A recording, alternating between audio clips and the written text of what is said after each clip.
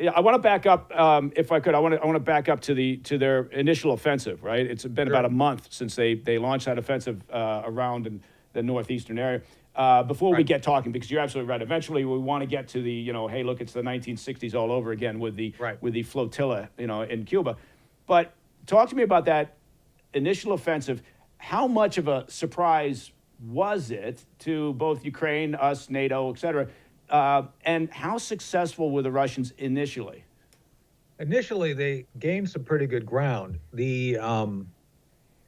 I'd have to go back and look at the list of cities, but there's several cities that were in contention for months. And what the Russians did, it was quite brilliant. I mean, the Russians are brutal fighters. You know that, Mike.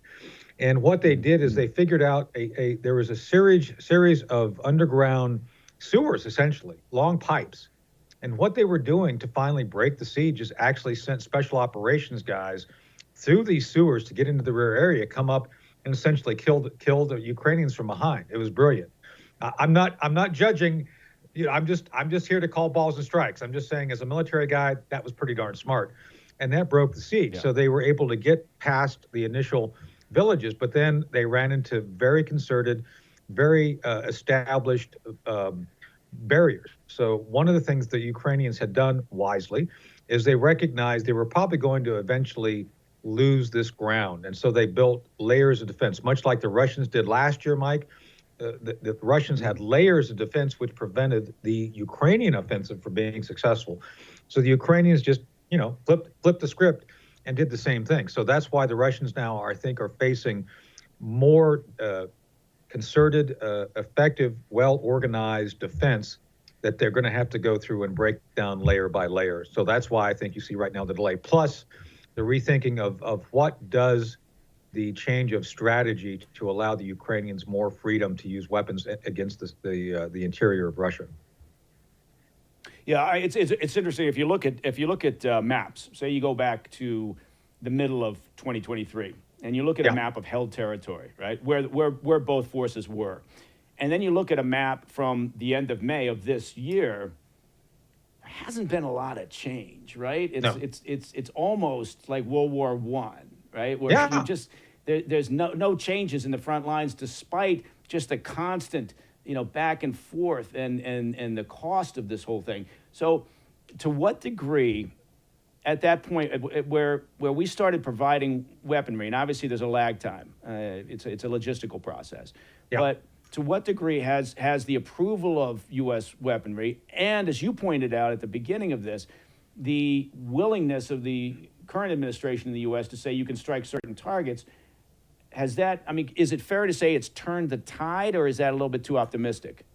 I think it's too optimistic. I think despite what the Biden administration said, Mike, there was no diminution of things. You point out correctly, I used to work as part of my covers in DOD as logistics, so I did learn kind of how logistics works. Things were in the pipeline all along, and simply because the funding wasn't there didn't mean the Pentagon stopped sending stuff. It was already there. So what you got to always take, besides Putin lying, the White House lies, especially Jake Sullivan. So Jake Sullivan was putting out this, we need the funding for XYZ. No. A lot of the companies who work with DOD, with the defense community, will continue to manufacture things knowing eventually they're going to get paid. And that's what happened here. So the weapons that were actually coming through the pipeline were actually coming through. I'll tell you this, one of the things that did upset the logistics chain was the bridge falling in Baltimore. This is little known, but at least 5 military Sea Lift Command ships, which had Ukrainian gear on them, was stuck in the port of Baltimore during that time. A large percentage, probably about 25 to 30% of U.S. military support for Ukraine, the heavy stuff, is shipped from the port of Baltimore via the U.S. military Sea Lift Command there. So that did have an effect, but that effect had nothing to do with budget.